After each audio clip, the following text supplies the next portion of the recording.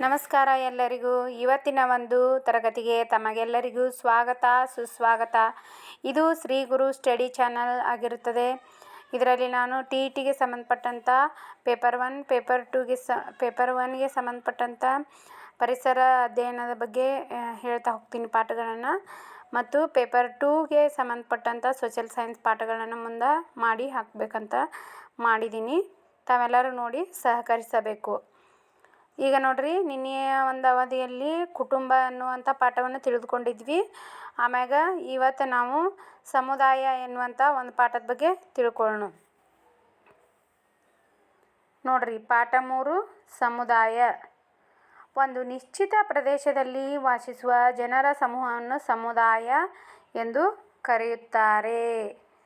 ಸಮುದಾಯ ಅಂದರೆ ಏನ್ರಿ? ಒಂದು ನಿಶ್ಚಿತ ಪ್ರದೇಶದಲ್ಲಿ ವಾಸಿಸುವ ಜನರ ಸಮೂಹವನ್ನು ಸಮುದಾಯ ಎಂದು ಕರೆಯುತ್ತೇವೆ.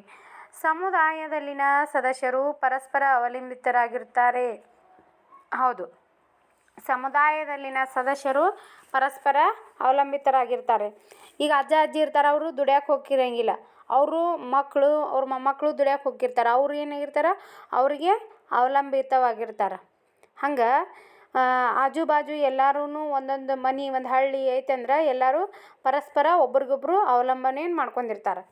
ಈಗ ನೋಡಿರಿ, ನೆಕ್ಸ್ಟ್, ಬೇರೆ ಬೇರೆ ಹೆಸರುಗಳಿಂದ ಸಮುದಾಯವನ್ನು ಗುರುತಿಸುತ್ತಾರೆ. ಹೌದು, ಬೇರೆ ಬೇರೆ ಹೆಸರಿನಿಂದ ಸಮುದಾಯವನ್ನು ಗುರುತು ಮಾಡ್ತಾರೆ. ಯಾಕಂದ್ರೆ ನೋಡ್ರಿ, ಇಲ್ಲಿ ಗ್ರಾಮ ಸಮುದಾಯ, ನಗರ ಸಮುದಾಯ, ಬುಡಕಟ್ಟು ಸಮುದಾಯ, ಹೀಗೆ ಅನೇಕ ಹೆಸರುಗಳಿಂದ ಕರೀತಾರೆ. ಯಾವ್ಯಾವು ಸಮುದಾಯವನ್ನು ಯಾವ ರೀತಿ ಪರಸ್ಪರ ಅವಲಂಬಿತರಾಗಿರ್ತಾರೆ, ಸಮುದಾಯವನ್ನು ಯಾವ ಹೆಸರುಗಳಿಂದ ಕರೀತಾರೆ ಅಂತ ನಿಮ್ಮ ಕ್ವಶನ್ ಏನಾರ ಕೇಳಿದ್ರೆ, ಗ್ರಾಮ ಸಮುದಾಯ, ನಗರ ಸಮುದಾಯ, ಬುಡಕಟ್ಟು ಸಮುದಾಯ. ಪಾಠವನ್ನು ಕಲಿತ ನಂತರ ನಾವೇನು ಮಾಡ್ತೀವಿ ಅಂಥೇಳಿ ಮಕ್ಕಳಿಗೆ ಐತ್ರಿ ಇದು ಚಟುವಟಿಕೆ. ಈಗ ನೋಡ್ರಿ, ವಿವಿಧ ಸಮುದಾಯಗಳದಾವ. ಇಲ್ಲಿ ವಿವಿಧ ಸಮುದಾಯಗಳದಾವ. ಇಲ್ಲಿ ಒಂದು ಊರಿನ ಚಿತ್ರವಿದೆ ನೋಡು. ಎಷ್ಟೊಂದು ಮನೆಗಳು ಇಲ್ಲಿವೆ ಅಲ್ವೇ? ಒಂದು ಊರು ಐತೆ ಅಂದ್ರೆ ಸಾಕಷ್ಟು ಮನೆಗಳಿರ್ತಾವೆ. ಈ ಊರಿನಲ್ಲಿ ಹಲವಾರು ಕುಟುಂಬಗಳು ವಾಸಿಸುತ್ತವೆ. ಈ ಊರಿನಲ್ಲಿ ಏನಾಗ್ಯಾವು? ಹಲವಾರು ಕುಟುಂಬಗಳು ವಾಸಿಸುತ್ತವೆ. ಈ ಎಲ್ಲ ಕುಟುಂಬ ಗುಂಪನ್ನು ಸಮುದಾಯ ಎನ್ನುವರು. ನೋಡ್ರಿ, ಈ ಊರಿನಲ್ಲಿ ಹಲವಾರು ಕುಟುಂಬಗಳು ವಾಸಿಸುತ್ತಿರ್ತವೆ. ಅವೆಲ್ಲ ಕುಟುಂಬಗಳನ್ನು ಸೇರಿ ಏನಂತ ಕರೀತಾರೆ? ಸಮುದಾಯ ಅಂತ ಕರೆಯುತ್ತಾರೆ.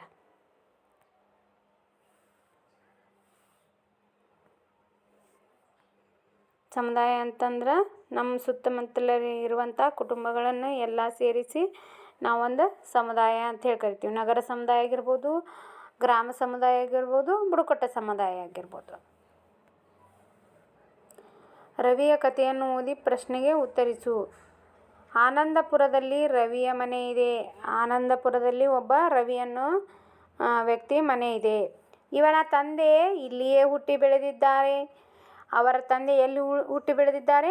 ಆನಂದಪುರದಲ್ಲಿ ಹುಟ್ಟಿ ಬೆಳೆದಿದ್ದಾರೆ. ಇದೇ ರೀತಿ ಹಲವಾರು ಇದೇ ಊರಿನಲ್ಲಿ ಅನೇಕ ವರ್ಷಗಳಿಂದ ವಾಸವಾಗಿದ್ದಾರೆ. ಹೌದು, ಒಂದು ಊರಂದ್ರೆ ಸಾಕಷ್ಟು ವರ್ಷಗಳಿಂದ ಅವ್ರ ಅಜ್ಜ ಅಜ್ಜಿ ಮುತ್ತಾತ 2-3 ತಲೆಮಾರುಗಳಿಂದ ಅಲ್ಲೇ ವಾಸವಾಗಿರ್ತಾರೆ. ಒಬ್ಬರ ಮನೆಯಲ್ಲಿ ಕಾರ್ಯಕ್ರಮ ಇದ್ದರೆ ಎಲ್ಲರೂ ನೆರವಾಗುತ್ತಾರೆ.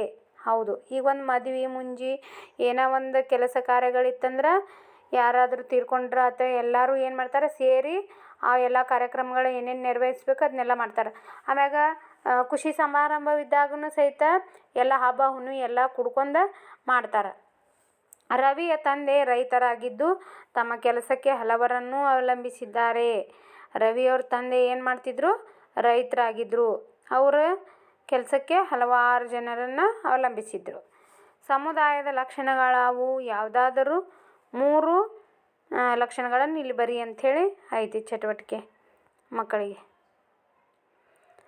ನೋಡ್ರಿ, ಇಲ್ಲಿ ಓದಿ ತಿಳ್ಕೊಳ್ಳೋದೈತಿ. ಒಂದು, ನಾವು ನಮ್ಮವರು ಎಂಬ ಭಾವನೆಯೊಂದಿಗೆ ಒಂದು ನಿಶ್ಚಿತ ಪ್ರದೇಶದಲ್ಲಿ ವಾಸಿಸುವ ಜನ ಸಮುದಾಯವನ್ನು ಏನಂತ ಕರೀತಾರೆ? ಸಮುದಾಯ ಎನ್ನುವರು.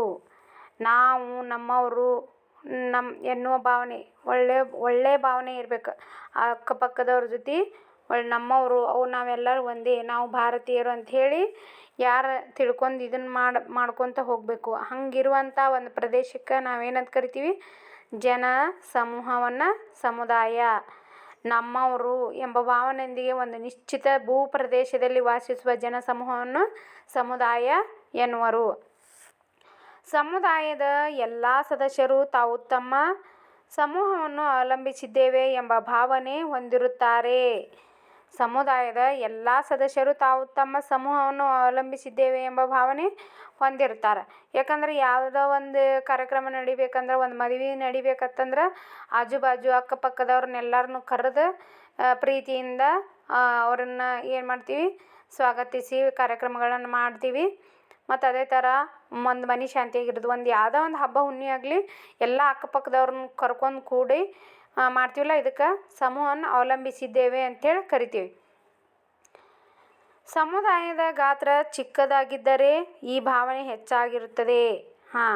ಸಮುದಾಯದ ಗಾತ್ರ ಚಿಕ್ಕದಾಗಿದ್ದರೆ ಈ ಭಾವನೆ ಹೆಚ್ಚಾಗಿರ್ತದೆ. ಗಾತ್ರ ದೊಡ್ಡದಾದಂತೆ ಈ ಭಾವನೆ ಕಡಿಮೆಯಾಗುತ್ತದೆ. ಹೌದಾ, ಅವ್ರು ಹೋಗ್ತಾರೆ ಬಿಡು, ಇವ್ರು ಹೋಗ್ತಾರೆ ಬಿಡು, ನಾವ್ಯಾಕೆ ಹೋಗ್ಬೇಕು ಅಂಥೇಳಿ ಏನಾಕತಿ, ಮಂದಿ ಭಾಳ ಆತಂದ್ರೆ ಸಮುದಾಯ ಅನ್ನುವಂಥ ಭಾವನೆ ಏನಾಗಿರ್ತೈತಿ, ಕಡಿಮೆ ಆಕ್ಕೊಂತ ಬರ್ತೈತಿ. ಪರಿಸರದಲ್ಲಿ ಹೆಚ್ಚಿನ ಪ್ರಾಣಿವರ್ಗಗಳು, ಜೀವಿಗಳು ಗುಂಪುಗಳಲ್ಲಿಯೇ ವಾಸಿಸುತ್ತಿದ್ದು ಸಮುದಾಯ ಕಂಡುಬರುತ್ತದೆ. ಪರಿಸರದಲ್ಲಿ ಹೆಚ್ಚಿನ ಪ್ರಾಣಿವರ್ಗಗಳು ಗುಂಪುಗಳಲ್ಲಿಯೇ ವಾಸಿಸುತ್ತಿದ್ದು ಸಮುದಾಯ ಕಂಡುಬರುತ್ತದೆ. ಈಗ ನೋಡ್ರಿ, ಅವು ಮನುಷ್ಯರಲ್ಲಿ ಸಮುದಾಯ ಮಾತ್ರ ಅಲ್ಲದೆ ಪ್ರಾಣಿಗಳಲ್ಲಿಯೂ ಕೂಡ ತನ್ನದೇ ಆದ ಸಮೂಹ ಗುಂಪುಗಳನ್ನು ಒಳಗೊಂಡಿವೆ. ನೋಡ್ರಿ, ಜೇನುಹುಳುಗಳು, ಇರುವೆಗಳ ಒಂದು ಗುಂಪು ಸಮುದಾಯದಲ್ಲಿ ವಾಸಿಸುವುದರೊಂದಿಗೆ ಕೆಲಸಗಳ ಹಂಚಿಕೆಯನ್ನು ಮಾಡಿಕೊಂಡು ಜೀವಿಸುತ್ತವೆ ಎಂಬುದೇ ಇವುಗಳ ವಿಶೇಷತೆ. ನಿನ್ನ ಸುತ್ತಲಿನ ಪರಿಸರದಲ್ಲಿ ಕಂಡುಬರುವ ಇತರ ಜೀವಿಗಳ ಸಮುದಾಯವನ್ನು ಗುರುತಿಸಿ ಸ್ನೇಹಿತರೊಂದಿಗೆ ಚರ್ಚಿಸು. ಇಲ್ಲಿ ನೋಡ್ರಿ, ಪೆಂಗ್ವಿನ್ದು ಒಂದು ಗುಂಪು ಐತಿ. ಇಲ್ಲಿ ನೋಡ್ರಿ, ಇದು ಪೆಂಗ್ವಿನಿದ್ದು ಒಂದು ಗುಂಪು, ಇದು ಜೇನುಹುಳದ್ದು ಒಂದು ಗುಂಪು, ಇದು ಇರುವೆದು ಒಂದು ಗುಂಪು. ಹಾಗೆ ಇವಕ್ಕೆಲ್ಲದಕ್ಕೂ ಏನಂತ ಕರಿತೀವಿ ನಾವು, ಸಮುದಾಯ ಅಂಥೇಳಿ ಕರಿತೀವಿ.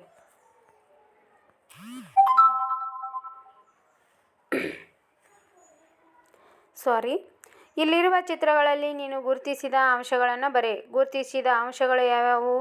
ಗ್ರಾಮೀಣ ಸಮುದಾಯ ಅಂದರೆ ಏನೇನು ಇರ್ತೈತೆ ನೋಡ್ರಿ. ಇಲ್ಲಿ ಅಮ್ಮ ಎಮ್ಮೆ ಹೊಡ್ಕೊಂಡು ಹೊಂಟಾರ ಮೇಯ್ಸಾಕ.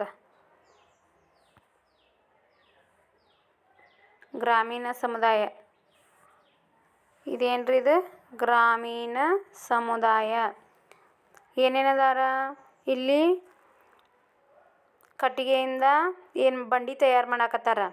ಆಮ್ಯಾಗ ಇಲ್ಲಿ ಏನು ಮಾಡಾಕತ್ತಾರ, ಕಲ್ಲು ಕುಡುಗೋಲು ಕೆಬ್ಣದ ಐಟಮ್ಸನ್ನು ಸರಿ ಮಾಡಾಕತ್ತಾರ.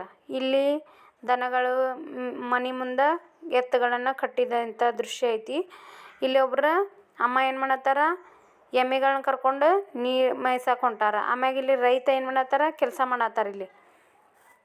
ಇದೇನಿದು, ಗ್ರಾಮೀಣ ಸಮುದಾಯ. ಇಲ್ಲಿ ಬರಿಬೇಕ್ರಿ ನಾವು. ಗ್ರಾಮೀಣ ಸಮುದಾಯದಾಗ ಅಮ್ಮ ಏನು ಮಾಡಾಕತ್ತಾರ, ಎಮ್ಮೆ ತೊಳ್ಯಾಕತ್ತಾರ. ಎಮ್ಮೆ ತೊಳ್ಯಾಕೆ ಕರ್ಕೊಂಡು ಹೊಂಟಾರ.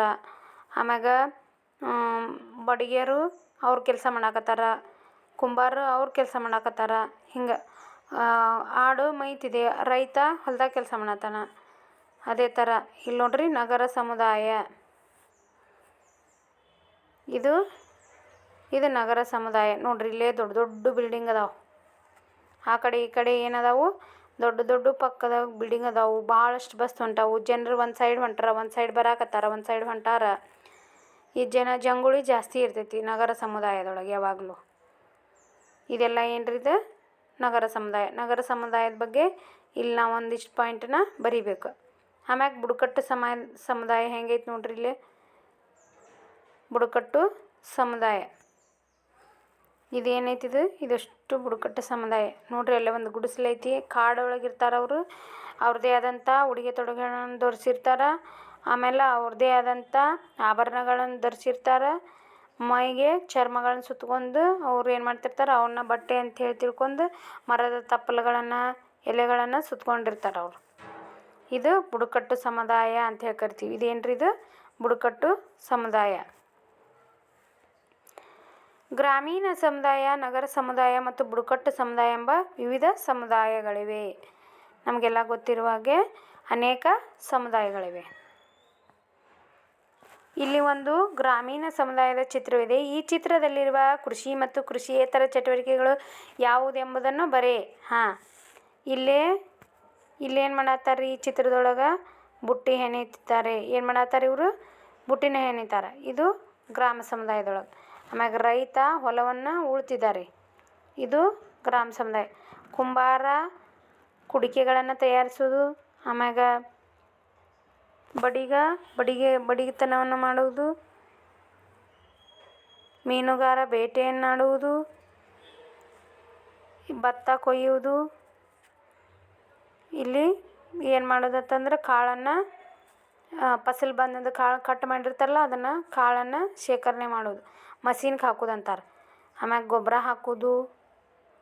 ಇಲ್ಲಿ ನೋಡ್ರಿ ಕಾರ್ಪೆಂಟರ್ ತಂದೆ ಅದು ಕೆಲಸವನ್ನು ಮಾಡಾಕತ್ಯಾರ. ಇಲ್ಲಿ ನೋಡ್ರಿ ಮಷೀನ್ ಇದನ್ನು ಮಾಡಾಕತ್ತಾರ. ಕಾಳನ್ನು ಬಡಿದು ಕಾಳನ್ನು ಮಾಡ್ತಾರೆ ಅವನು. ಕೃಷಿ ಚಟುವಟಿಕೆಗಳು, ಕೃಷಿಯೇತರ ಚಟುವಟಿಕೆಗಳು. ಕೃಷಿ ಚಟುವಟಿಕೆಗಳು ಯಾವುದಾವಂದ್ರೆ ಇಲ್ಲಿ ಕಾಳನ್ನು ಇದು ಮಾಡೋದು, ಕೊಯ್ಯೋದು, ಆಮೇಲೆ ಕಳೆ ತೆಗೆಯೋದು, ಎತ್ತುಗಳನ್ನ ಇದನ್ನು ಮಾಡ್ಕೊಂಡು ಕಳೆ ತೆಗೆದು ಇವೆಲ್ಲ ಏನಿವು ಕೃಷಿ ಚಟುವಟಿಕೆಗಳು. ಕಾಳನ್ನು ಬೇರ್ಪಡಿಸುವುದು ಅದೆಲ್ಲ. ಆಮ್ಯಾಗ ಇದೇನೈತ್ರಿ ಮೀನ ಹಿಡಿಯೋದು, ಆಮ್ಯಾಗ ಕಂಬಾರಿಕೆ ಮಾಡೋದು, ಬುಟ್ಟಿ ಹೆಣಿಯೋದು ಇವೆಲ್ಲ ಏನಿವು ಕೃಷಿಯೇತರ ಚಟುವಟಿಕೆಗಳಾಗಿರ್ತಾವೆ.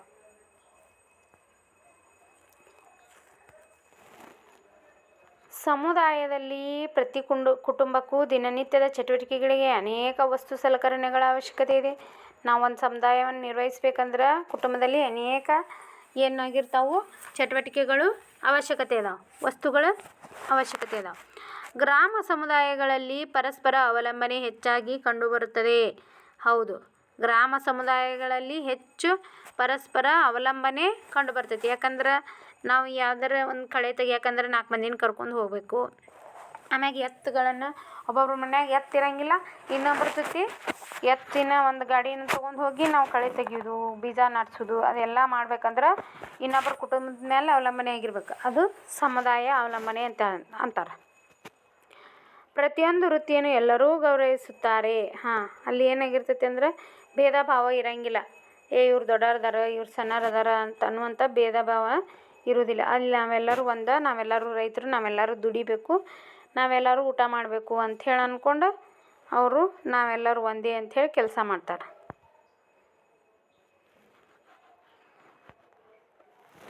ರೈತನ ಕೃಷಿ ಚಟುವಟಿಕೆಗೆ ಬೇಕಾದ ಸಲಕರಣೆಗಳನ್ನು ಪಟ್ಟಿ ಮಾಡಿ. ಇವು ಯಾರಿಂದ ದೊರೆಯುತ್ತವೆ ಎಂಬುದನ್ನು ಬರೆ. ಸಲಕರಣೆ ಈಗ ಒಂದು ಏನಂದ್ರೆ ನೇಗಿಲು ಯಾರಿಂದ ದೊರೀತೈತಿ? ಕೆಬ್ಬಣದಿಂದ ದೊರೀತೈತಿ.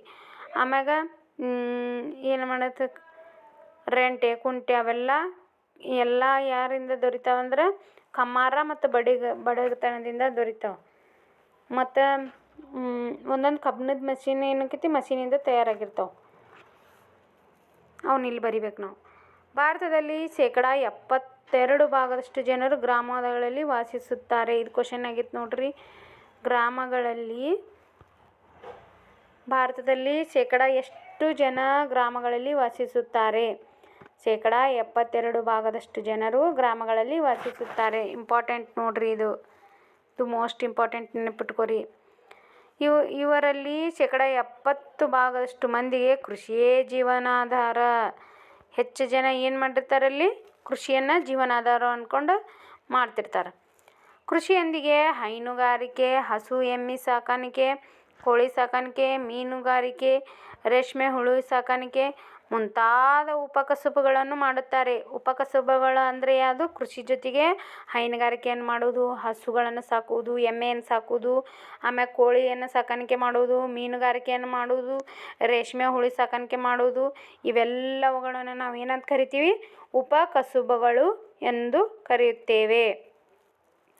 ಈಗ ನೋಡ್ರಿ, ನೇಕಾರ, ಕಮ್ಮಾರ, ಬಡಗಿ, ಬುಟ್ಟಿ ಹೆಣೆಯುವ ಇತ್ಯಾದಿ ಕಸುಬುಗಳನ್ನು ಗ್ರಾಮಗಳಲ್ಲಿ ಕಾಣಬಹುದು. ನೋಡ್ರಿ, ನೇಕಾರ, ಕಮ್ಮಾರ, ಬಡಿಗ, ಬುಟ್ಟಿ ಹೆಣೆಯುವರು ಇತ್ಯಾದಿ ಕಸುಬುಗಳನ್ನ ನಾವು ಎಲ್ಲಿ ಕಾಣ್ತೀವಿ? ಗ್ರಾಮಗಳಲ್ಲಿ ಕಾಣ್ತೀವಿ. ಇದು 2024 ಟೆಕ್ಸ್ಟ್ ಬುಕ್ ಐತಿದ್ದು ಗೌರ್ಮೆಂಟ್ ಬಿಟ್ಟಿದ್ದ. ಇದು ಮೋಸ್ಟ್ ಇಂಪಾರ್ಟೆಂಟ್. ಹಿಂದಿಂದು ಓದಕ್ಕೆ ಹೋಗ್ಬಾರ್ದು ನಾವು. ಯಾಕಂದ್ರೆ ಈಗ ಏನು ಅಪ್ಡೇಟೆಡ್ ಬುಕ್ಸ್ ಇರ್ತಾವ ಅವನ್ನ ಓದಬೇಕಾಕತಿ. ಅದ್ರಾಗಿಂದನೇ ಕ್ವಶನ್ ಬರ್ತಿರ್ತಾವ್ರಿ. ಅದಕ್ಕೆ ನಾವು ಸರಿಯಾಗಿ ಲಕ್ಷ್ಯ ಕೊಟ್ಟು ಓದಬೇಕು. ಡೈಲಿ ಒಂದೊಂದು ಕ್ಲಾಸನ್ನು ಕೇಳಬೇಕು, ಆಮ್ಯಾಗ ನಾವು ಓದ್ಕೊತನೂ ಇರಬೇಕು. ಯಾಕಂದ್ರೆ ಒಂದು ಸಲ ಓದಿದ್ರೆ ನಮ್ಮ ತಲೆಯಾಗ ಉಳಿಯಂಗಿಲ್ಲ. ಇನ್ನೊಬ್ರು ಪಾಠ ಕೇಳಿದ್ ನೋಡಿದ್ರೆ ಅದು ತಲೆಯಾಗ ಫಿಕ್ಸ್ ಆಕೈತಿ. ಅದಕ್ಕೆ ನಾವು ರಿವಿಷನ್ ಮಾಡ್ಕೊತ ಹೋಗಕ್ಕೆ ಬರ್ತೈತಿ. ಈಗ ನೋಡ್ರಿ, ಕೃಷಿ ಚಟುವಟಿಕೆಗೆ ಮಳೆಯನ್ನು ಅವಲಂಬಿಸಿದ್ದಾರೆ. ಕೃಷಿ ಚಟುವಟಿಕೆಗೆ ರೈತರು ಏನು ಮಾಡ್ಯಾರ, ಮಳೆಯನ್ನು ಅವಲಂಬಿಸಿರ್ತಾರೆ. ನೈರ್ಮಲ್ಯ, ಆರೋಗ್ಯ ಶಿಕ್ಷಣ ಉದ್ಯೋಗ ಸಂಬಂಧಿ ಸಮಸ್ಯೆಗಳು ಗ್ರಾಮಗಳಲ್ಲಿವೆ. ಹಳ್ಳಿಯೊಳಗೆ ಏನಾಗಿರ್ತೈತೆ ಅಂದ್ರೆ ನೈರ್ಮಲ್ಯ, ಆರೋಗ್ಯ ಶಿಕ್ಷಣ ಉದ್ಯೋಗ ಸಂಬಂಧಿ ಸಮಸ್ಯೆಗಳು ಗ್ರಾಮಗಳಲ್ಲಿ ಹೆಚ್ಚಾಗಿರ್ತಾವೆ. ಆದರೆ ಈಗಿನ ಒಂದು ಇದ್ರೊಳಗೆ ಅಷ್ಟೇನಿಲ್ಲ, ಆದರೆ ಇನ್ನೂ ಇಂಪ್ರೂವ್ಮೆಂಟ್ ಆಗಕತ್ತಾವ, ಇನ್ನೂ ಆಗ್ಬೇಕು. ಯಾಕಂದ್ರೆ ಯೋಗ್ಯ ಶಿಕ್ಷಣ ಅಂದ್ರೆ ಉನ್ನತ ಶಿಕ್ಷಣ ಪಡಿಬೇಕಂದ್ರೆ ನಾವು ಬೇರೆ ಇದಕ್ಕೆ ಹೋಗ್ಬೇಕು. ಭಾಳ ಅಂದ್ರೆ 10th ಮಟ್ಟ ಶಿಕ್ಷಣ ಕೊಡ್ತಾರೆ. ಈಗ PUC ಎಲ್ಲ ನಾವು ಬೇರೆ ಪ್ಲೇಸಿಗೆ ಹೋಗಿ ಕಲಿಬೇಕಾಗೈತಿ. ಉದ್ಯೋಗಕ್ಕಾಗಿ ಅಲ್ಲಿ ಏನಾಗಿರ್ತೈತಿ, ಭಾಳ ಜಾಸ್ತಿ ಉದ್ಯೋಗ ಇರೋಂಗಿಲ್ಲ. ಹೀಗಾಗಿ ನಾವು ವಲಸೆ ನಗರಕ್ಕೆ ಬರೋದಾಗೈತಿ. ನೈರ್ಮಲ್ಯ, ಆರೋಗ್ಯ ಶಿಕ್ಷಣ ಉದ್ಯೋಗ ಸಂಬಂಧಿ ಸಮಸ್ಯೆಗಳು ಗ್ರಾಮಗಳಲ್ಲಿವೆ. ಗ್ರಾಮಗಳ ಅಭಿವೃದ್ಧಿಗಾಗಿ ಸರ್ಕಾರವು ಅನೇಕ ಕಾರ್ಯಕ್ರಮಗಳನ್ನು ಹಮ್ಮಿಕೊಂಡಿದೆ. ಗ್ರಾಮಗಳ ಅಭಿವೃದ್ಧಿಗಾಗಿ ಸರ್ಕಾರ ಏನು ಮಾಡೈತಿ, ಅನೇಕ ಕಾರ್ಯಕ್ರಮಗಳನ್ನು ಹಮ್ಮಿಕೊಂಡಿದೆ. ಅವು ಯಾವ್ಯಾವ ಅಂದರೆ ಗ್ರಾಮೀಣ ವಿದ್ಯಾವಂತ ಯುವಜನರಿಗೆ ಸ್ವಂತ ಉದ್ಯೋಗಕ್ಕಾಗಿ ರೋಜ್ಗಾರ್ ಯೋಜನೆ. ಇದು ಭಾಳ ಇಂಪಾರ್ಟೆಂಟ್ ಐತಿ ನೋಡ್ರಿ. ರೋಜ್ಗಾರ್ ಯೋಜನೆ ಯಾವುದಕ್ಕೆ ಸಂಬಂಧಿಸಿದೆ ಅಂಥೇಳಿ ಯಾವುದ್ರಾಗಂದ್ರೆ ಮೊನ್ನೆ PDO ಮತ್ತು ಇದ್ರೊಳಗೆ ಏನಂದ್ರೆ KS ಒಳಗೆ ಇದು ಕ್ವಶನ್ ಬಂದಿತ್ತು. ಗ್ರಾಮೀಣ ವಿದ್ಯಾವಂತ ಯುವಜನರಿಗಾಗಿ ಮಾಡಿರುವ ಕಾರ್ಯಕ್ರಮ ಯಾವುದು ಅಂಥೇಳಿ ಬಂದಿತ್ತು ಇದು ಕ್ವಶನ್. ಇದು ರೋಜ್ಗಾರ್ ಯೋಜನೆ ನೋಡ್ರಿ. ಮತ್ತು ಜವಾಹರ್ ಗ್ರಾಮ ಸಮೃದ್ಧಿ ಯೋಜನೆ. ಇವು ನಮ್ಮ ಕರ್ನಾಟಕದ ಯೋಜನೆಗಳು ಭಾಳ ತುಂಬ ಇಂಪಾರ್ಟೆಂಟ್ ಅದಾವ್ರಿ. ನೀವೇನರ ಕೇಳಿದ್ರೆ ನಾನು ಇದ್ರ ಬಗ್ಗೆ ವಿಡಿಯೋ ಮಾಡಿ ಹಾಕ್ತೇನೆ. ಗುಣಾತ್ಮಕ ಶಿಕ್ಷಣವನ್ನು ನೀಡಲು ಸರ್ವ ಶಿಕ್ಷಣ ಅಭಿಯಾನವನ್ನು ಕೈಗೊಂಡಿದ್ದಾರೆ.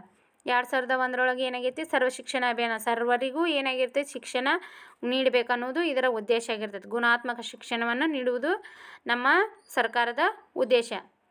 ಗ್ರಾಮ ನೈರ್ಮಲ್ಯದ ಗುರಿಗಾಗಿ ನಿರ್ಮಲ ಗ್ರಾಮ ಯೋಜನೆ. ಗ್ರಾಮವನ್ನು ನೈರ್ಮಲ್ಯವಾಗಿಡಾಕ, ಸ್ವಚ್ಛವಾಗಿಡಾಕ ಕೈಗೊಳ್ಳಂಥ ಗ್ರಾಮ ಯೋಜನೆ ಯಾವುದಪ್ಪ ಅಂತಂದ್ರೆ ನಿರ್ಮಲ ಗ್ರಾಮ ಯೋಜನೆ. ತಿಳಿತಾ? ನಿರ್ಮಲ ಗ್ರಾಮ ಯೋಜನೆ. ಹೆಣ್ಣು ಮಕ್ಕಳ ಭವಿಷ್ಯಕ್ಕಾಗಿ ಭಾಗ್ಯಲಕ್ಷ್ಮಿ ಯೋಜನೆ. ಹೌದ್ರಿ, ಇದನ್ನು ಯಡಿಯೂರಪ್ಪನವ್ರ ಸರ್ಕಾರ ಇದ್ದಾಗ ತೊಗೊಂಡು ಬಂದಿತ್ತಿದ್ದು. ಅವರು ಮುಖ್ಯಮಂತ್ರಿ ಇದ್ದಾಗ ಜಾರಿಗೆ ಬಂದಿತ್ತಿದ್ದು.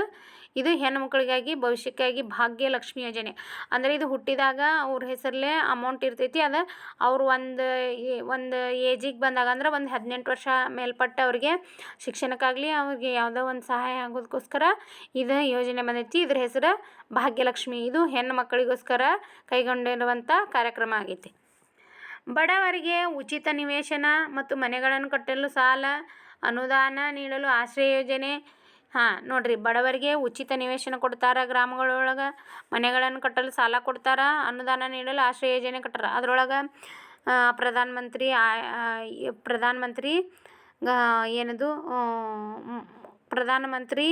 ಆಶ್ರಯ ಯೋಜನೆ ಮತ್ತು ಇದು ಏನದು ಅಂಬೇಡ್ಕರ್ ವಸತಿ ನಿಲಯ. ಹೀಗೆ ಅನೇಕ ರೀತಿಯಾದಂಥ ಯೋಜನೆಗಳಲ್ಲಿ ಉಚಿತ ನಿವೇಶನ ಮತ್ತು ಮನೆಗಳನ್ನು ಕಟ್ಟಲು ಸಾಲಗಳನ್ನು ನೀಡುತ್ತಿದ್ದಾರೆ.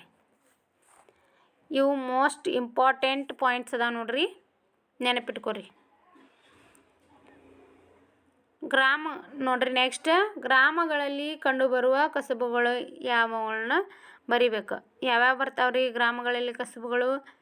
ಕೃಷಿ, ಬುಟ್ಟಿ ಹೆಣೆಯೋದು, ಕಂಬಾರಿಕೆ, ಕೈಗಾರಿಕೆ, ನೇಕಾರಿಕೆ, ಆಮೇಲೆ ಹೊಲಿಗೆ ಯಂತ್ರ, ಅನೇಕ ರೀತಿಯ ಕಸುಬುಗಳು ಕಂಡುಬರ್ತಾವೆ.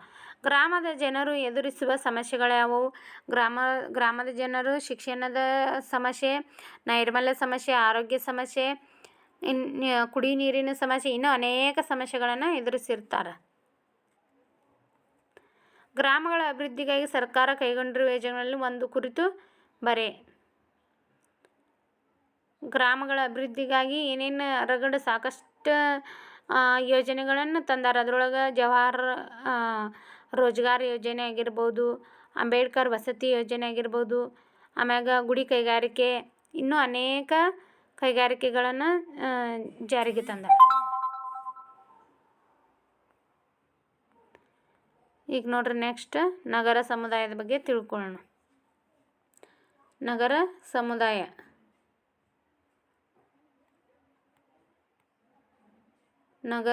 ಸಮುದಾಯ ಇದೊಂದು ಮಹಾನಗರದ ಚಿತ್ರ ರೀ. ಇದು ತೆಳಗೈತೆ ನೋಡ್ರಿ.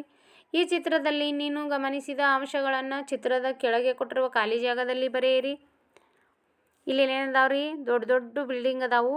ಆಮ್ಯಾಗ ಜನ ಒಂದು ಸೈಡ್ ಹೋಗಾಕತ್ತಾರ, ಒಂದು ಸೈಡ್ ಜನ ಬರಾಕತ್ತಾರ. ಆಮ್ಯಾಗ ಬಸ್ಗಳದಾವು.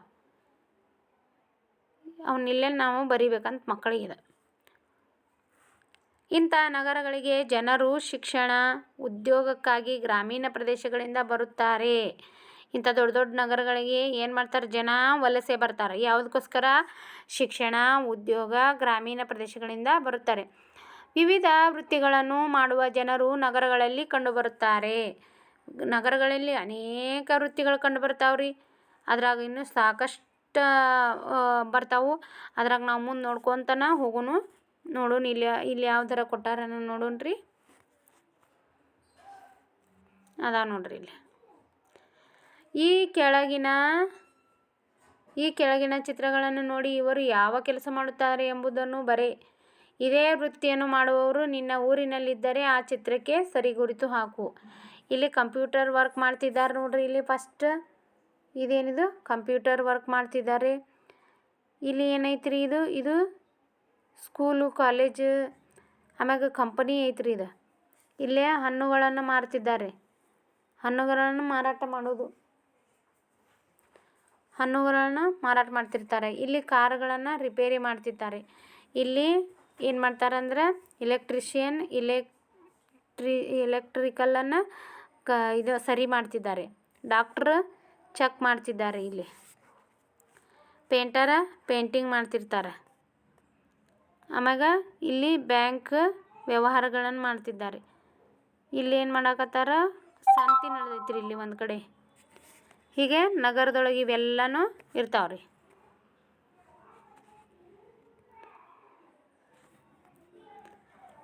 ಭಾರತದಲ್ಲಿ ಸುಮಾರು 5,000 ನಗರಗಳಿವೆ. ಭಾರತದಲ್ಲಿ ಎಷ್ಟು ಸಾವಿರ ನಗರಗಳಿವೆ? 5,000 ನಗರಗಳಿವೆ. ಅವುಗಳಲ್ಲಿ ಸುಮಾರು 10 ಲಕ್ಷಕ್ಕಿಂತಲೂ ಹೆಚ್ಚು ಜನಸಂಖ್ಯೆಯನ್ನು ಹೊಂದಿರುವ 27 ಮಹಾನಗರಗಳಿವೆ. ಇದು ನೋಡ್ರಿ, ಕ್ವಶನ್ ಆದರೂ ಆಗ್ಬೋದು ಹೇಳಿಕೆ ರೂಪದೊಳಗೆ. ಭಾರತದಲ್ಲಿ 5,000 ನಗರಗಳಿವೆ. ಸುಮಾರು 10 ಲಕ್ಷಕ್ಕಿಂತಲೂ ಹೆಚ್ಚು ಜನಸಂಖ್ಯೆಯನ್ನು ಹೊಂದಿರುವ 27 ಮಹಾನಗರಗಳಿವೆ. ಇವುಗಳಲ್ಲಿ ನಮ್ಮ ರಾಜ್ಯದ ರಾಜಧಾನಿ ಬೆಂಗಳೂರು ಒಂದು. ಇವು ಹೇಳಿಕೆ ರೂಪದಲ್ಲಿ ಬರ್ಬೋದು. ಯಾವ್ದು ಸರಿ, ಯಾವ್ದು ತಪ್ಪು, ಆಮ್ಯಾಗ ಎಷ್ಟು ಸರಿ, ಎಷ್ಟು ಹೇಳಿಕೆಗೆ ಸರಿ, ಹೀಗೆ ಕ್ವಶನ್ ಬರ್ತಾವೆ. ನೀವು ಸರಿಯಾಗಿ ಅಥೆಂಟಿಕ್ಕಾಗಿ ಓದಬೇಕಾಗತ್ತೆ. ನಗರದ ಚಿತ್ರಣವನ್ನು ನೀಡುವ ಹಲವಾರು ಚಿತ್ರಗಳು ಇಲ್ಲಿವೆ ನೋಡಿ. ಈ ಚಿತ್ರಗಳನ್ನ ಅವಲೋಕಿಸಿ ಪ್ರಶ್ನೆಗಳಿಗೆ ಉತ್ತರಿಸಿ. ಇಲ್ಲಿ ನೋಡ್ರಿ, ಫ್ಯಾಕ್ಟ್ರೀಸ್ ಅದಾವೆ, ದೊಡ್ಡ ದೊಡ್ಡ ಬಿಲ್ಡಿಂಗ್ ಅದಾವೆ, ಆಮ್ಯಾಗ ಹಾಸ್ಪಿಟಲ್ಸ್ ಅದಾವು, ಆಮ್ಯಾಗ ಇವು ಏನು ಕೈಗಾರಿಕೆ ಇದೆ, ಹಾಲು ತಯಾರಂಥ ಕೈಗಾರಿಕೆನೂ ಹಿಂಗೆ ಇರ್ತೈತಿ. ಕಬ್ಬಿನ ಫ್ಯಾಕ್ಟ್ರಿ ಇರ್ತಾವೆ. ಆಮ್ಯಾಗ ಪೊಲೀಸ್ ಸ್ಟೇಷನ್ ಐತಿ.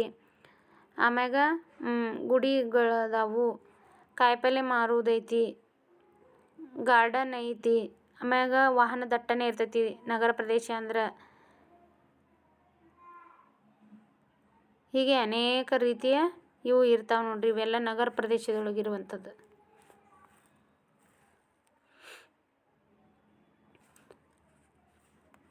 ಇಲ್ಲಿ ನೋಡ್ರಿ, ಹೂವಿನ ಅಂಗಡಿ ಐತಿ.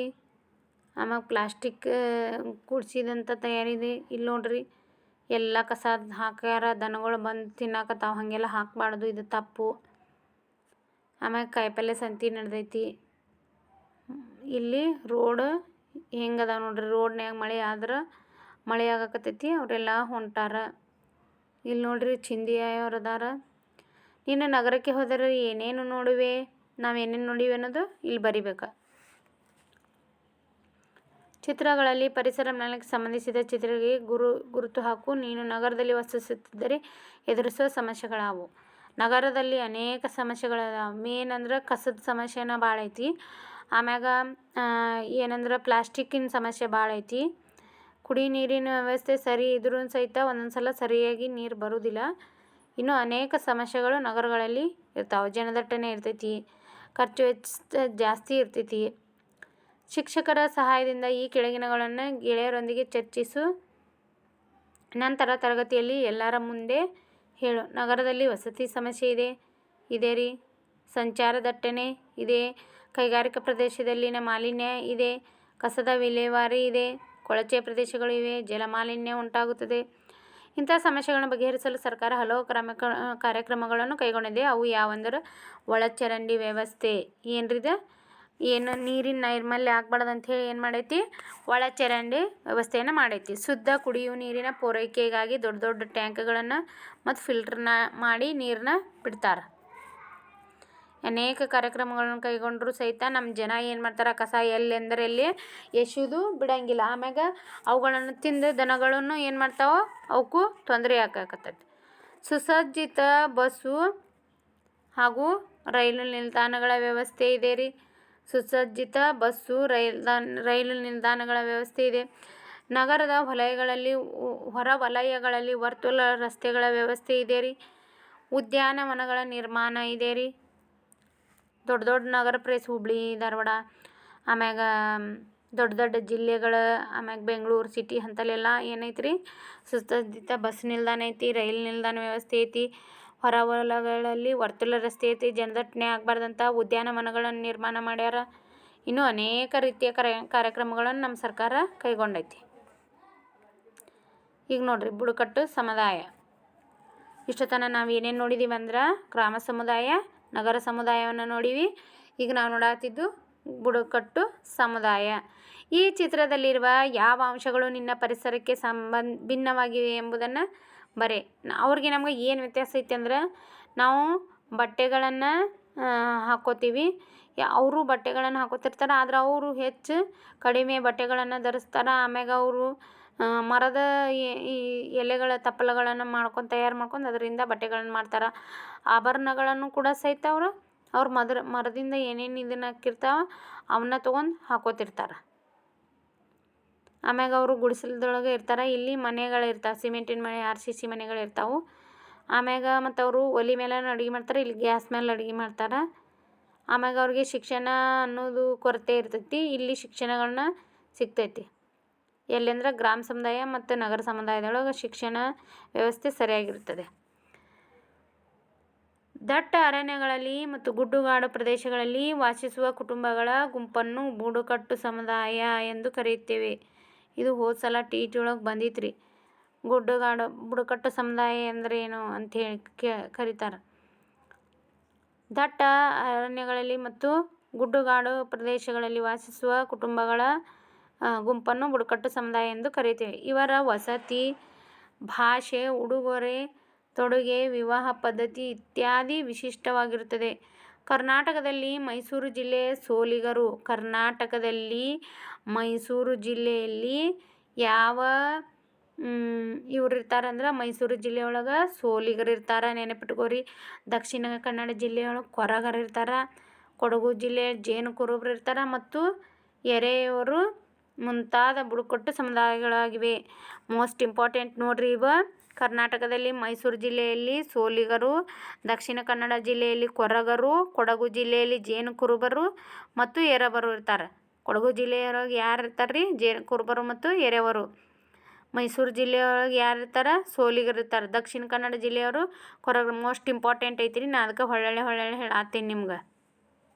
ಮೈಸೂರು ಜಿಲ್ಲೆಯೊಳಗೆ ಸೋಲಿಗರು ಇರ್ತಾರೆ, ದಕ್ಷಿಣ ಕನ್ನಡ ಜಿಲ್ಲೆಯಲ್ಲಿ ಕೊರಗರು ಇರ್ತಾರೆ, ಕೊಡಗು ಜಿಲ್ಲೆಯಲ್ಲಿ ಜೇನು ಕುರುಬರು ಇರ್ತಾರೆ ಮತ್ತು ಎರೆಯವರು ಮುಂತಾದ ಬುಡಕಟ್ಟು ಸಮುದಾಯಗಳಿವೆ. ನೆಕ್ಸ್ಟ್ ನೋಡ್ರಿ, ನಿಮ್ಮ ಕ್ವಶನ್ ಬರ್ತೈತಿ. ಸೋಲಿಗರು ಯಾವ ಭಾಗದಲ್ಲಿ ವಾಸಿಸುತ್ತಾರೆ ಕರ್ನಾಟಕದಲ್ಲಿ ಅಂದರೆ, ಕರ್ನಾಟಕದ ಮೈಸೂರು ಜಿಲ್ಲೆಯಲ್ಲಿ ವಾಸಿಸ್ತಾರೆ. ದಕ್ಷಿಣ ಕನ್ನಡದಲ್ಲಿ ಇರುವಂಥವ್ರು ಯಾವ ಬುಡಕಟ್ಟು ಸಮುದಾಯ, ಅದರ ಹೆಸರು ಏನಂತ ಕೇಳಿದ್ರೆ ಕೊರಗರು ಅಂತ ಹೇಳ್ಬೇಕು. ಕೊಡಗು ಜಿಲ್ಲೆಯಲ್ಲಿ ಯಾರು ಇರ್ತಾರೆ? ಜೇನು ಕುರುಬರು ಮತ್ತು ಎರೆಯವರು ಇರ್ತಾರೆ. ಇಲ್ಲಿದಾರೆ ನೋಡ್ರಿ, ಇವರೆಲ್ಲ ಏನು ಬುಡಕಟ್ಟು ಸಮುದಾಯದವರು. ಅವ್ರ ಜೀವನ ನೋಡ್ರಿ. ಅವರು ಪ್ರಾಣಿಗಳನ್ನು ಬೇಟೆಯಾಡಿನ ಊಟ ಮಾಡ್ತಿರ್ತಾರೆ. ಆಮೇಲೆ ಗಡ್ಡೆ ಗೆಣಸುಗಳನ್ನು ತಿನ್ನೋದು, ಹಣ್ಣು ಹಂಪಲುಗಳನ್ನು ತಿನ್ನೋದು ಮಾಡ್ತಿರ್ತಾರೆ. ಈ ಸಮುದಾಯದವರು ಈ ಸಮುದಾಯದಲ್ಲಿ ಎಲ್ಲಿ ಕಂಡು ಬರ್ತಾರಂದ್ರೆ, ಈ ಸಮುದಾಯದವರು ಕಾಡು, ಗುಡ್ಡುಗಾಡುಗಳಲ್ಲಿ ವಾಸಿಸೋದ್ರಿಂದ ಆರೋಗ್ಯ ವಸತಿ, ಶಿಕ್ಷಣ, ಸಾರಿಗೆ, ಆಹಾರ, ವಿದ್ಯುತ್ ಮುಂತಾದ ಸೌಲಭ್ಯಗಳಿಂದ ವಂಚಿತರಾಗಿರ್ತಾರೆ. ಬುಡಕಟ್ಟು ಸಮುದಾಯದವರ ಸಮಸ್ಯೆಗಳು ಯಾವ್ಯಾವು ಮತ್ತು ಅವ್ರು ಯಾವುದರಿಂದ ವಂಚಿತರಾಗಿರ್ತಾರಂದ್ರೆ ವಸತಿ, ಶಿಕ್ಷಣ, ಸಾರಿಗೆ, ಆಹಾರ, ವಿದ್ಯುತ್ ಮುಂತಾದ ಸೌಲಭ್ಯಗಳಿಂದ ವಂಚಿತರಾಗಿರ್ತಾರೆ. ಆರೋಗ್ಯ.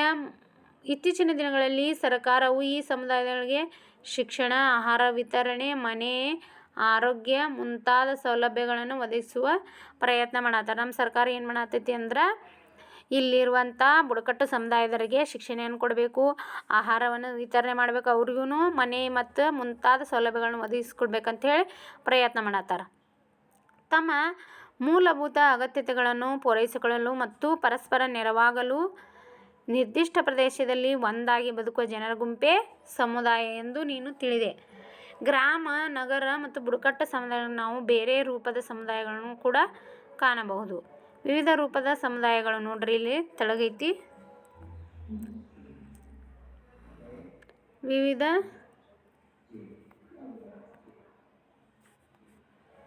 ವಿವಿಧ ರೂಪದ ಸಮುದಾಯಗಳು. ಒಂದೇ ವಿಷಯದಲ್ಲಿ ಆಸಕ್ತಿ ಇರುವ ಜನ ತಮ್ಮ ಅಭಿಪ್ರಾಯಗಳನ್ನು ಹಂಚಿಕೊಳ್ಳಲು ಒಂದಾಗಿರುವ ಸಮುದಾಯ. ಉದಾಹರಣೆಗೆ ಜಾನಪದ ಆಸಕ್ತಿಗರ ಸಮುದಾಯ.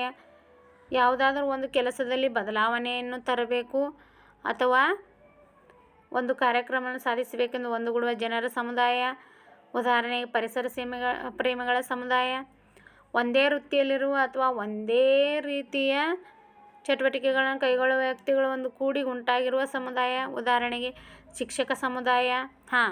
ನೋಡ್ರಿ, ನಮ್ಮ ಇದ್ರೊಳಗೆ ಏನೈತೆ ಅಂದ್ರೆ ನಮ್ಮ ದೇಶದೊಳಗೆ ಆಗಲಿ ಎಲ್ಲೇ ಆಗಲಿ ಯಾವುದೋ ಒಂದು ವೃತ್ತಿಯನ್ನು ಮಾಡ್ತಿರ್ತಾರ, ಅವ್ರದ್ದು ಎಲ್ಲರದು ಕೂಡಿ ಒಂದು ಸಮುದಾಯ. ಈಗ ಶಿಕ್ಷಕ ಸಮುದಾಯ, ಆಮ್ಯಾಗ ಕುಂಬಾರರ ಸಮುದಾಯ, ಕಾರ್ಮಿಕರ ಸಮುದಾಯ, ಆಮ್ಯಾಗ ನೇಕಾರರ ಸಮುದಾಯ, ಬುಡಕಟ್ಟು ಸಮುದಾಯ, ಹೀಗೆ ಅನೇಕ ರೀತಿಯ ಅವ್ರು ಯಾವ್ಯಾವ ವೃತ್ತಿ ಮಾಡ್ಕೊತ ಬರ್ತಾರ ಆ ವೃತ್ತಿ ಮೇಲೆ ಅವ್ರದ್ದೊಂದು ಸಮುದಾಯ ಆಗಿಬಿಡ್ತೈತಿ.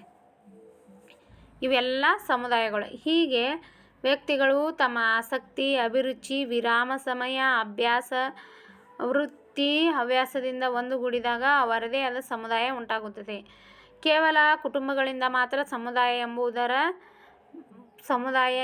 ಎಂಬುದರ ಬದಲಾಗಿ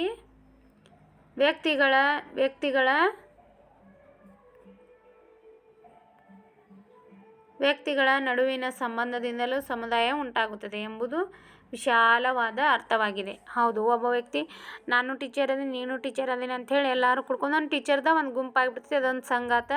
ಆಮ್ಯಾಗ ರಾಜ್ಯ ಸರ್ಕಾರದ ಸಂಘ, ರಾಜ್ಯ ಸರ್ಕಾರ ನೌಕರರ ಸಂಘ, ರಾಜ್ಯ ಖಾಸಗಿ ಸಂಸ್ಥೆಯ ನೌಕರರ ಸಂಘ, ಅನುದಾನಿತ ಸಂಸ್ಥೆಯ ನೌಕರರ ಸಂಘ, ರಾಜಕೀಯ ಸಂಘ, ಇನ್ನೂ ಅನೇಕ ಸಂಘಗಳು ಅದಾವೆ.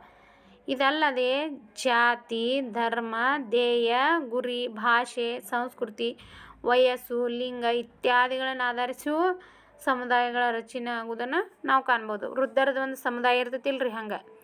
ಆಮ್ಯಾಗ ಭಾಷೆ ಮಾಡೋರು, ಈಗ ಪಟೇಗಾರ ಭಾಷೆ ಮಾತಾಡೋರು ಪಟೇಗಾರ ಸಂಘ, ಇಂಗ್ಲೀಷ್ ಭಾಷೆ ಮಾತಾಡೋರು ಇಂಗ್ಲೀಷ್ ಸಂಘ, ಕ್ರಿಶ್ಚಿಯನಿಟಿ ಅದೊಂದು ಸಂಘ, ಆಮ್ಯಾಗ ಕ್ರೈಸ್ತ, ಬೌದ್ಧ, ಸಿಖ್, ಪಾರ್ಸಿ ಅನೇಕ ಸಮುದಾಯಗಳಿವೆ. ಹಿಂದೂ ಧರ್ಮ ಮಾತಾಡೋ ಕನ್ನಡ ಮಾತಾಡೋರು ಹಿಂದೂ ಧರ್ಮಗಳು, ಹೀಗೆ ಅನೇಕ ರೀತಿಯ ಸಮುದಾಯಗಳು ಕಂಡುಬರ್ತಾವೆ.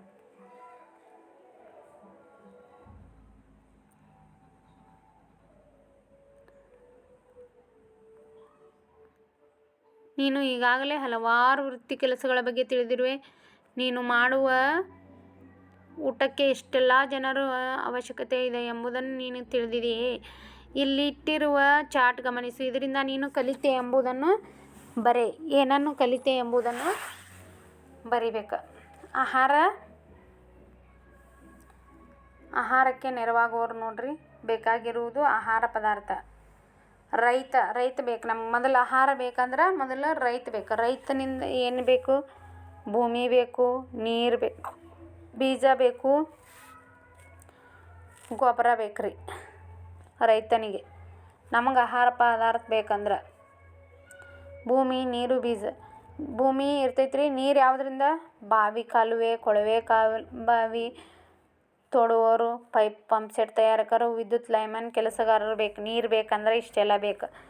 ಬೀಜ ಬೇಕು. ಬೀಜ ಅಂದ್ರೆ ರೈತ, ಸಂಗ್ರಹಕಾರರು, ಸಂರಕ್ಷಿಸುವವರು, ತೂಕ ನಿಗದಿ, ಪೊಟ್ಟಣ ತಯಾರಕರು, ವಾಹನ ಚಾಲಕ, ವ್ಯಾಪಾರಿಗಳು. ಬೀಜ ಬೇಕಂದ್ರೆ ರೈತರು ಬೇಕು, ಸಂಗ್ರಹಕಾರರು ಬೇಕು, ಸಂರಕ್ಷಿಸುವವರು ಬೇಕು, ತೂಕ ನಿಗದಿ ಪೊಟ್ಟಣ ತಯಾರಕರು ಬೇಕು, ವಾಹನ ಚಾಲಕರು ಬೇಕು, ವ್ಯಾಪಾರಿಗಳು ಬೇಕು. ಗೊಬ್ಬರ ಬೇಕಂದ್ರೆ ಗೊಬ್ಬರ ತಯಾರು ಮಾಡುವವರು, ಆಮ್ಯಾಗ ಸಂಸ್ಕರಿಸುವವರು, ಚೀಲ ತಯಾರು ಮಾಡೋರು, ತುಂಬುವವರು, ತೂಕ ಮಾಡುವವರು, ಸಾಗಿಸುವವರು, ವ್ಯಾಪಾರಿಗಳು.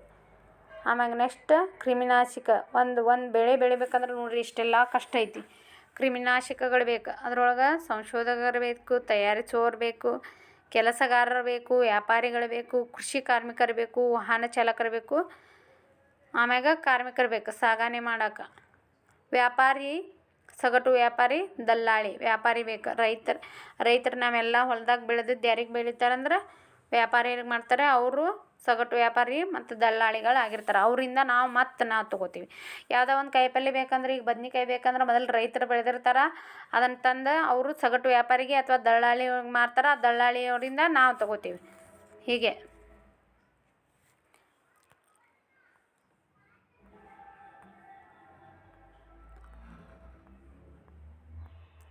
ಇದು ಇನ್ನೂ ಭಾಳ ಐತ್ರಿ, ದೊಡ್ಡದೈತ್ರಿ. ನಾಳಿನ ಒಂದು ಇದ್ರೊಳಗೆ ಇಲ್ಲ ಸ್ವಲ್ಪ ಐತಿ, ಇದನ್ನ ಹೇಳೇ ಬಿಟ್ಟುಬಿಡ್ತೇನೆ.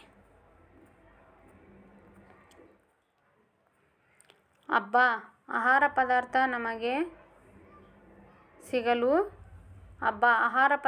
ನಮಗೆ ಸಿಗಲು ಇಷ್ಟು ಜನರು ಕೆಲಸ ಮಾಡಿದ್ದಾರೆ ಎನ್ನುವುದಾದರೆ, ಇನ್ನು ಬಟ್ಟೆ ತಯಾರಿಕೆ, ಮನೆ ನಿರ್ಮಾಣ ಇತ್ಯಾದಿ ವಸ್ತುಗಳ ತಯಾರಿಕೆ ಹಿಂದೆ ಇನ್ನೆಷ್ಟು ಜನರ ಶ್ರಮವಿದೆ ಎಂಬುದನ್ನು ಆಲೋಚಿಸಿ. ಅದರಲ್ಲಿ ಇಬ್ಬರು ಇಲ್ಲದಿದ್ದರೂ ಕೆಲಸ ಪೂರ್ಣಗೊಳ್ಳುವುದಿಲ್ಲ.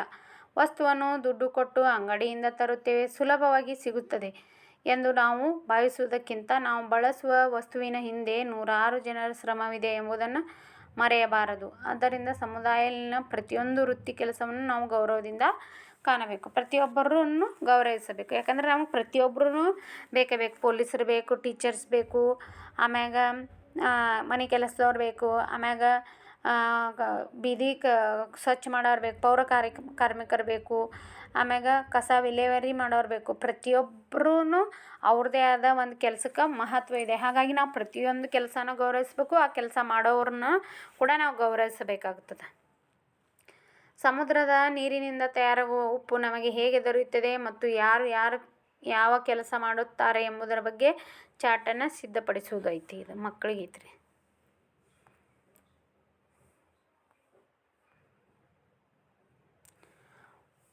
ಒಂದು ಸಮುದಾಯವು ಅಭಿವೃದ್ಧಿಯಾಗಲು ವಿವಿಧ ಕೆಲಸಗಳು ಅಗತ್ಯ ಎಂಬುದನ್ನು ತಿಳಿದಿರುವೆ. ಸಮುದಾಯದಲ್ಲಿ ಮೂಲಭೂತ ಅಗತ್ಯ ಪೂರೈಸುವ ವೃತ್ತಿಗಳೊಂದಿಗೆ ಇನ್ನೂ ಹಲವು ವೃತ್ತಿಗಳನ್ನು ಅನುಸರಿಸುತ್ತಿರುವವರು ಇದ್ದಾರೆ. ಈ ಚಿತ್ರಗಳನ್ನು ನೋಡು. ಇವರು ಯಾರು, ಇದರಿಂದ ನಮಗಾಗುವ ಉಪಯೋಗಗಳೇನು ಕೊಟ್ಟಿರುವ ಜಾಗದಲ್ಲಿ ಬರೆ. ಇವ್ರು ನೋಡು ಸಿಂಗರ್ ಅದಾರ ರೀ, ಇಲ್ಲಿ ಹೂ ಕಟ್ಟೋರು ಅದಾರ, ಆಮ್ಯಾಗ ಇಲ್ಲಿ ಕ್ರಿಕೆಟ್ ಆಡೋರು ಅದಾರ, ಮತ್ತು ಇಲ್ಲೇನು ಮಾಡತ್ತಾರ ಫೋಟೋ ಫ್ರೇಮ್ ಮಾಡೋರು ಅದಾರ, ಆಮ್ಯಾಗ ಇಲ್ಲಿ ಜಿಮ್ ವರ್ಕರ್ ಅದಾರ ರೀ, ಇಲ್ಲೇನು ಮಾಡ್ತಾರೆ ಬುಟ್ಟಿಗಳನ್ನು ತಯಾರಿಸಿ ಅದಕ್ಕೆ ಪೇಂಟ್ ಮಾಡೋರು ಅದಾರ. ಇಲ್ಲೇ ಒಂದು ಕುಟುಂಬವಿದೆ, ನೃತ್ಯಗಾರ್ತಿಯರು ಅದಾರ, ಇಲ್ಲಿ ವಾರ್ತಾ ಪ್ರಸಾರ ಮಾಡೋರು ಅದಾರ. ಇವರೆಲ್ಲರೂ ನಮಗೆ ಅವಶ್ಯಕತೆ ಬೇಕು. ಸಮುದಾಯದಲ್ಲಿ ವಸ್ತುಗಳನ್ನು ತಯಾರಿಸಿ ಸರಬರಾಜು ಮಾಡುವವರು, ಪರಿಸರವನ್ನು ಸ್ವಚ್ಛವಾಗಿರಿಸುವವರು, ಮೂಲಭೂತ ಸೌಕರ್ಯ ಪೂರೈಸುವುದರೊಂದಿಗೆ ಮನರಂಜನೆ, ಸಂತೋಷ, ಮಾಹಿತಿ, ಮಾನಸಿಕ ನೆಮ್ಮದಿ ನೀಡುವವರು ಅಗತ್ಯ. ಪ್ರತಿಯೊಂದು ವೃತ್ತಿಯೂ ಮುಖ್ಯ. ಒಂದು ಸಮುದಾಯದ ಅಭಿವೃದ್ಧಿಯಲ್ಲಿ ಎಲ್ಲರ ಪಾತ್ರವೂ ಇದೆ, ಅವರ ವೃತ್ತಿಗೂ ಬೆಲೆ ಇದೆ ಎಂದು ತಿಳಿದು ಪ್ರತಿಯೊಬ್ಬರನ್ನು ಗೌರವಿಸು.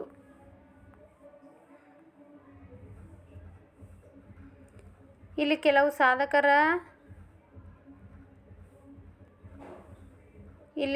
ಸಾಧಕರ ಚಿತ್ರಗಳನ್ನು ನೀಡಿದೆ. ಇವರು ಯಾರು, ಯಾವ ಕ್ಷೇತ್ರದಲ್ಲಿ ಸಾಧನೆ ಮಾಡಿದ್ದಾರೆ ಎಂಬುದನ್ನು ಬರೆ. ಇವರು ಲತಾ ಮಂಗೇಶ್ಕರ್ ಅವರು ಹಾಡೋರು, ಇವರು ಅಂದರೆ ಸಿಂಗರ್ ಅದಾರ.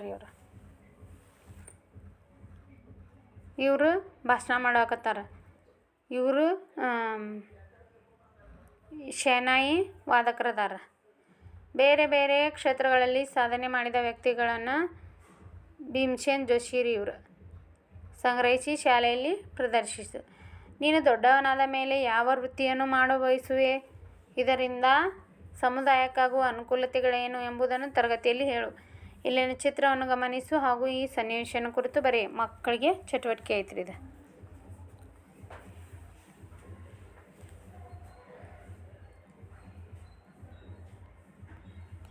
ಈ ಕುಟುಂಬಕ್ಕೆ ಯಾವ ರೀತಿ ನೆರವು ದೊರೆತಿದೆ ಎಂಬುದನ್ನು ಚಿತ್ರದ ಸಹಾಯದಿಂದ ವಿವರಿಸು.